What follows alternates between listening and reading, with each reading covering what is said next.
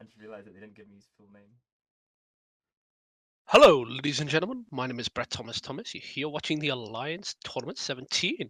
We're watching Esports Protopia versus Deepwater Hooligan. I'm here with Alex. Alex, why don't you introduce what Esports Protopia have brought?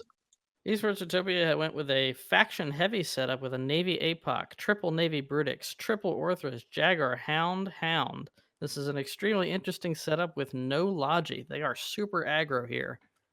Yeah, we're potentially seeing something like a hull rush in here. Brutixes are known for being very good fitting a lot of those low slots with bulkhead modifiers, so that you can be super, super tanky. Whereas Deepwater Hooligans have brought double Fleet Typhoon, Astarte, and Nereus, Magus, double Confessor, double Ishka, and Garma. Yeah, this is an extremely aggressive setup from Esports Utopia. Without Logi, they want to end this match as quickly as possible, and they're doing that by priming the Typhoon fleet issue of Dano L and dropping him very quickly. The amount of Yeah, DPS coming off of this team is scary. Yeah, the priority number one for that Typhoon is to overheat his micro warp drive and just burn away. But he's burning directly away, and all the Brutixes are burning directly towards him. That they've got perfect tracking. I mean, I know battleships can't really tracking transversal problems, but yeah, we're just seeing all things go down. We see the Orthrus go down. We're seeing one of the Confessors go down, and we're seeing this Typhoon just dip into low armor.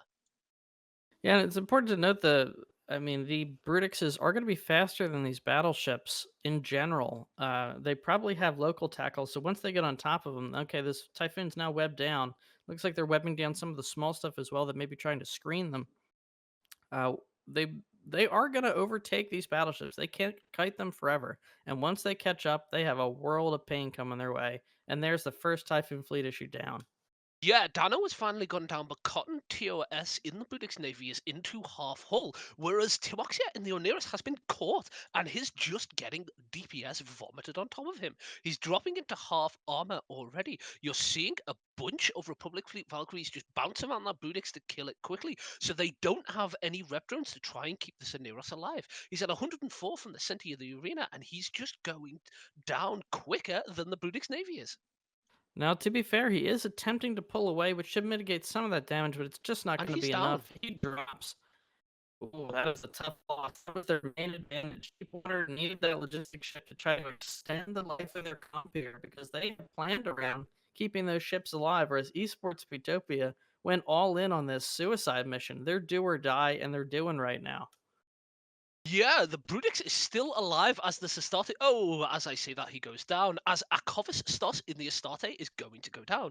You're starting to see some of the ships die quicker, and if you're wondering at home what's happening here, because they don't have to fit for resist, they can fit max buffer. The Brutix navies of this team are just staying alive much, much longer than this Astarte is because it's got active repair, and it's just gone down now already. And as well, the Magus of your neighbor is also going down. The Galenti hulls have incredible base hull. They're fitting modules, which are expanding that by percentage, giving them a ridiculous number of hit points. Doesn't matter if they're low resist because they're not getting any reps. They just care about that raw hit point number and how long they can stay alive. Now, Deepwater, to their credit, they are starting to prioritize very smartly, clearing those hounds off. That's a big source of damage. But they're going to trade their last remaining battleship, and once it drops, they will not have the DPS with these remaining Ishkers and the Garmer. Even if they were to stay on target, I don't think they're going to have the DPS to drop any of these other core ships. Certainly not the battleship of Alaska. Yeah, especially since the authors are still alive and can still apply that really small damage. And especially because these pilots in the Brutix navies can probably spread range and target down all these ships. So there's no specialized type of running under the guns that you can do against enough of these because there's numerous of them. They can just spread out and pop these ships. They did a really smart job here of bringing just straight Brutix, straight hull, and just rushing down against some of the people were thinking that kiting comps may be brought, especially with Typhoon fleet issues, which we haven't seen do well this tournament. Now, in Fleet Typhoons, I mean, they are fast for a battleship, but we're still talking about a battleship. They cannot kite as effectively as cruisers, as hacks.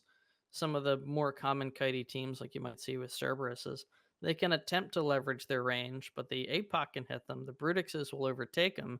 The Orthruses can help tackle them. And of course, Jaguars are famously known as like a bulldog assault frigate. Excellent, speedy, heavy tackler. And there they go. Esports Protopia zooms to victory in just over 5 minutes.